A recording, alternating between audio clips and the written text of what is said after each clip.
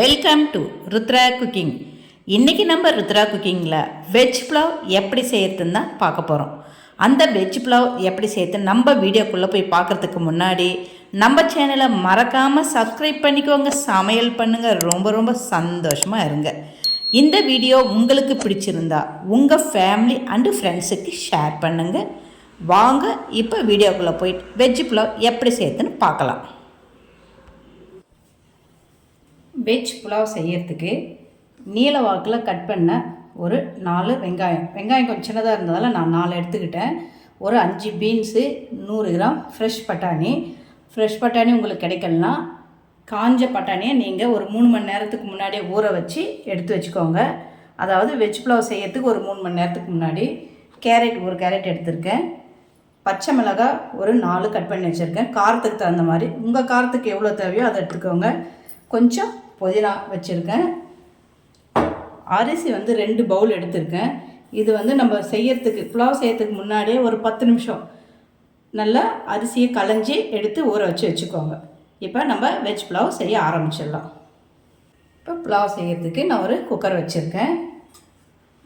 ஒரு டீஸ்பூன் அளவு நெய் சேர்த்துருக்கேன். கொஞ்சம் வாசனையாக இருக்குன்னு நெய் சேர்த்துக்கிறேன். ஒரு 2 டீஸ்பூன் இருக்கிற அளவு எண்ணெய். பட்டை சின்னதாக இருக்கிறதால ஒரு 4 பட்டை 4 லவங்கம் சேர்த்துக்கிட்டேன். இலை என்கிட்ட இல்லை, பிரிஞ்சி இலை இருந்தால் அதையும் சேர்த்துக்கிட்டா நல்லாயிருக்கும். முதல்ல கட் பண்ண வெங்காயத்தை அது கூட சேர்த்துக்கலாம்.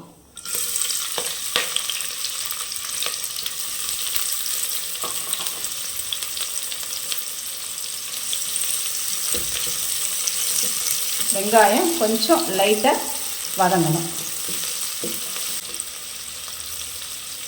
வெங்காயம் கொஞ்சம் வதங்கின பிறகு நம்ம கட் பண்ணி வச்சுருக்கிற இது காயெல்லாம் இது கூட நம்ம சேர்த்துக்கலாம்.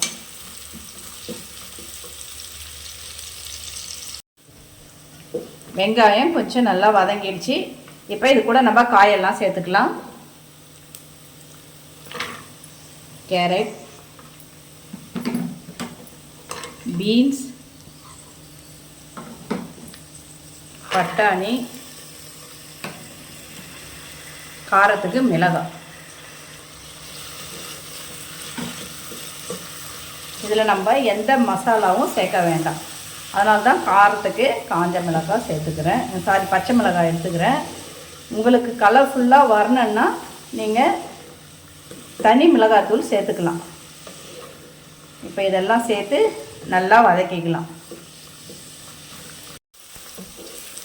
நம்ம போட்ட காயெல்லாம் கொஞ்சம் நல்லா வதங்கிடுச்சு. ரொம்ப நேரம் வதங்க வேண்டாம். இப்போ நம்ம களைஞ்சி வச்சுருக்கிற அரிசியை அதுவும் கூட சேர்த்துக்கலாம்.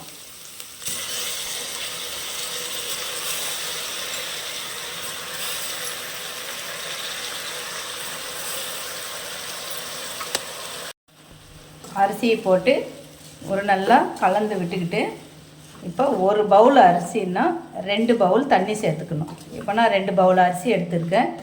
அதனால் 4 பவுல் தண்ணி. நீங்கள் எந்த பவுல் எடுத்துக்கிறீங்களோ அதால் 2 பவுல் தண்ணியை சேர்த்துக்கோங்க. இப்போ இது கூட நம்ம தண்ணியை சேர்த்துக்கலாம்.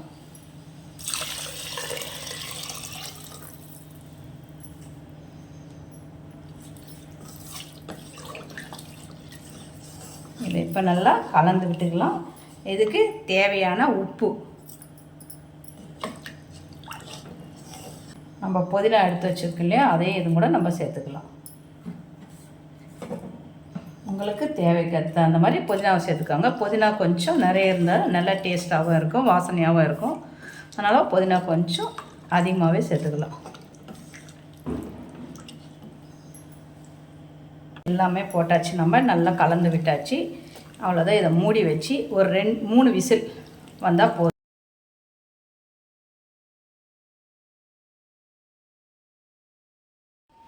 நம்ம 3 விசில் ஆஃப் பண்ணி வச்சுருக்கோம். ஆஃப் பண்ணி இப்போ ஒரு 1/2 மணி நேரத்துக்கு மேலே ஆயிடுச்சு. இப்போ நம்ம திறந்து பார்த்துடலாம். எந்த அளவுக்கு வந்திருக்குன்னு நம்ம பார்த்துடலாம். வாவ், அட்டகாசமாக வந்திருக்கு பாருங்கள்.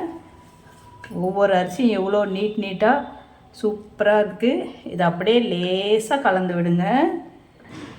ஏன்னா அரிசி உடையாமல் இருக்கிறதுக்கு இப்படி லேசாக கலந்து விட்டுக்கோங்க.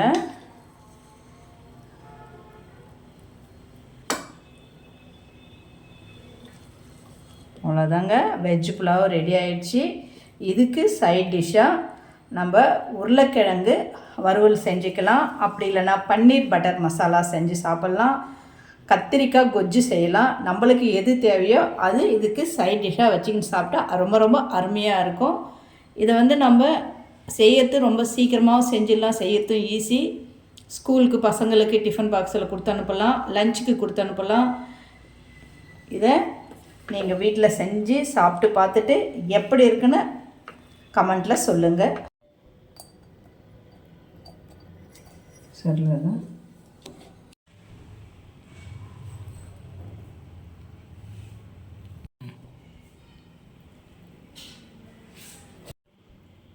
உதிரியான வெஜ் புலாவ் ரெடி ஆகிடுச்சு.